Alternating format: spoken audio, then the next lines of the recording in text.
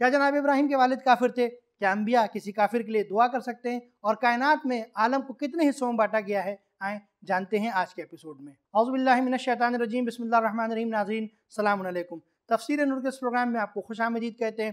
ناظرین، ہم سورہ انعام کی تفسیر کو سن رہے تھے، اب تک ہم نے 73 آیتوں کی مکمل تفسیر کو سن لیا ہے۔ آج ہم آیت نمبر 74 اور 75 کو سنیں گے۔ آیت نمبر 74 کی تفسیر کو جاننے کے لیے آئیں اس کے تلاوت اور ترجمے کو سنتے ہیں۔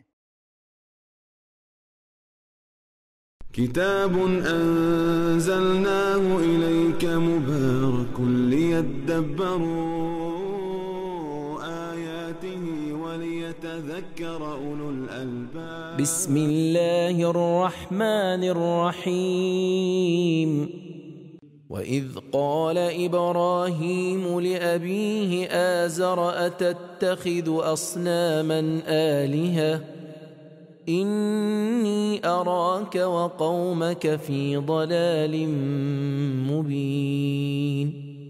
اور یاد کرو جب ابراہیم نے اپنے مربی چچا آزر سے یہ کہا کہ کیا تم بتوں کو اپنا خدا مانتے ہو؟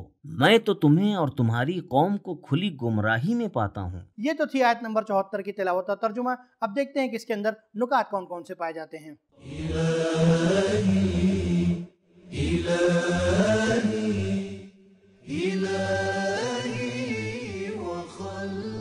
اب کا لفظ عموماً باپ کے لیے استعمال ہوتا ہے، لیکن نانا، چچا اور تربیت کرنے والے کے لیے بھی بولا جاتا ہے۔ چنانچہ جناب یعقوب علیہ السلام کی اولاد نے اپنے آباء و اجداد اور اپنے والد کے چچا جناب اسماعیل علیہ السلام کو اب کہہ کر پکارا ہے۔ سورہ بقرہ آیت نمبر 133۔ پیغمبر اکرم صلی اللہ علیہ وآلہ وسلم نے بھی ارشاد فرمایا، میں اور علی اس امت کے باپ ہیں۔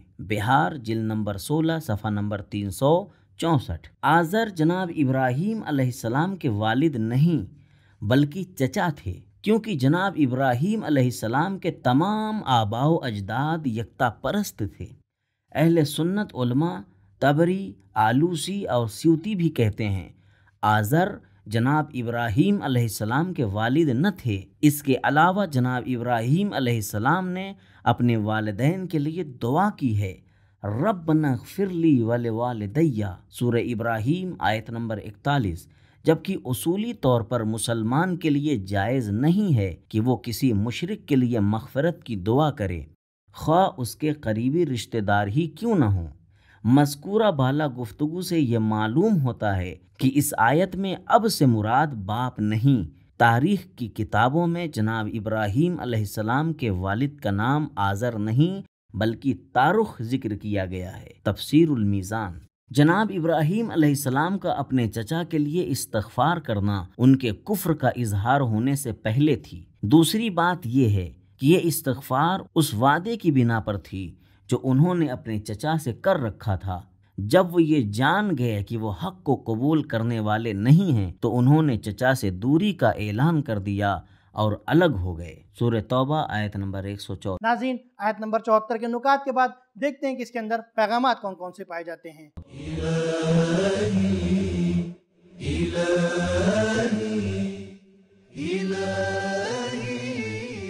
نمبر 1، رشتہ داری نہیں از منکر کرنے سے نہیں روکتی۔ نمبر 2، رویوں اور سلوک میں حق کو بنیاد بنانا چاہیے، عمر کو نہیں دیکھنا چاہیے۔ حضرت ابراہیم علیہ السلام نے اپنے چچا کو جو کہ عمر میں ان سے بڑے تھے واضح طور پر حق بیان کیا اور خبردار کیا۔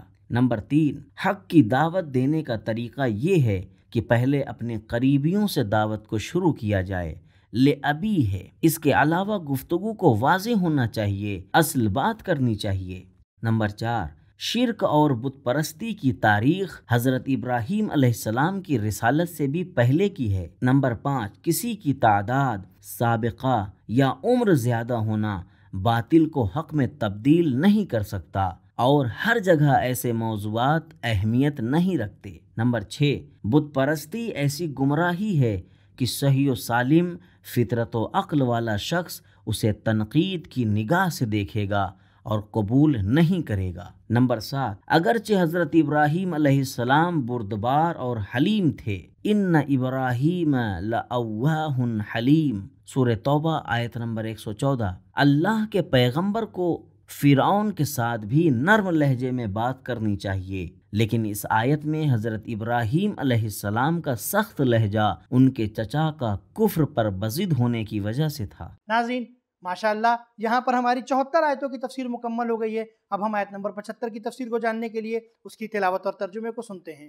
وَكَذَلِكَ نُرِي إِبْرَاهِيمَ مَلَكُوتَ السَّمَاوَاتِ وَالْأَرْضِ وَلِيَكُونَ مِنَ الْمُوقِنِينَ۔ اور اس طرح ہم نے آسمانوں اور زمین کے ملکوت ابراہیم کو دکھائے تاکہ وہ یقین حاصل کرے اور اہل یقین میں سے ہو جائے۔ ناظرین آیت نمبر 74 کی طرح آیت نمبر 75 میں بھی پروردگار عالم نے بندگان کے لیے کچھ نکات رکھے ہیں، دیکھتے ہیں وہ کون کون سے ہیں۔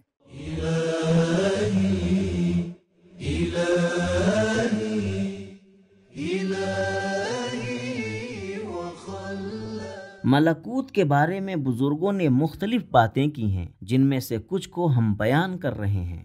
ملکوت کا لفظ ملک سے ہے، اس میں واو اور تا تاکید اور مبالغے کے لیے بڑھائے گئے ہیں۔ آسمانوں کے ملکوت سے مراد ان پر اللہ تعالیٰ کی حقیقی اور مطلق ملکیت ہے۔ ملکوت کا مشاہدہ کرنے سے مطلب یہ ہے کہ ان چیزوں کو اللہ تعالیٰ کی نسبت دے کر دیکھنا۔ ملکوتی نگاہ سے مراد توحید کو درک کرنا ہے اور شرک کو باطل جاننا ہے۔ تفسیر المیزان۔ کائنات میں عالم کو 4 حصوں میں تقسیم کیا گیا ہے۔ لاہوت یہ عالم الوہیت ہے جس کے بارے میں سوائے پروردگار عالم کے کوئی آگاہ نہیں ہے۔ جبروت یہ مجردات کا عالم ہے۔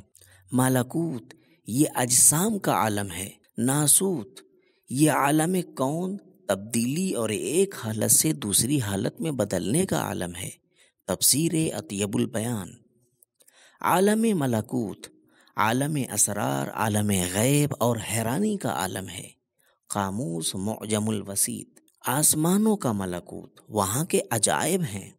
تفسیر روح المعانی۔ حضرت ابراہیم علیہ السلام نے زمین و آسمان کے ملکوت کو دیکھا، جس سے وہ سنت، خلقت، حکمت اور الہی ربوبیت کے بارے زیادہ آگاہ ہو گئے۔ امام محمد باقر علیہ السلام نے فرمایا، اللہ تعالیٰ نے جناب ابراہیم علیہ السلام کی آنکھوں کو ایسی قوت اور نور عطا فرمایا جس کے ذریعے وہ آسمانوں اور زمین کی گہرائیوں کو دیکھ سکتے تھے۔ تفسیر نور الثقلین۔ دوسروں کے ساتھ محکم اور علمی استدلال کرنے کے لیے قلبی ایمان کی ضرورت ہوتی ہے۔ حضرت ابراہیم علیہ السلام بھی محکم یقین کے بعد استدلال کرتے ہیں۔ لِیَکُونَ مِنَ الْمُوقِنِینَ، اس کا ذکر بعد والی آیت میں آئے گا۔ تفسیر المیزان۔ وَلِیَکُونَ مِنَ الْمُوقِنِینَ میں حرف واو کا راز یہ ہے کہ ملکوتی نگاہ کے چند ایک اہداف تھے، جس میں سے ایک حضرت ابراہیم علیہ السلام کا یقین پر پہنچنا ہے۔ ناظرین جیسا کہ ہم نے دیکھا کہ سورہ انعام میں پروردگار عالم نے بہت ساری جگہ پر بندگان کے لیے کچھ پیغامات رکھے ہیں۔ دیکھتے ہیں آیت نمبر 75 میں بھی کیا بندگان کے لیے کچھ پیغامات ہیں، آئیں دیکھتے ہیں وہ کون کون سے ہیں۔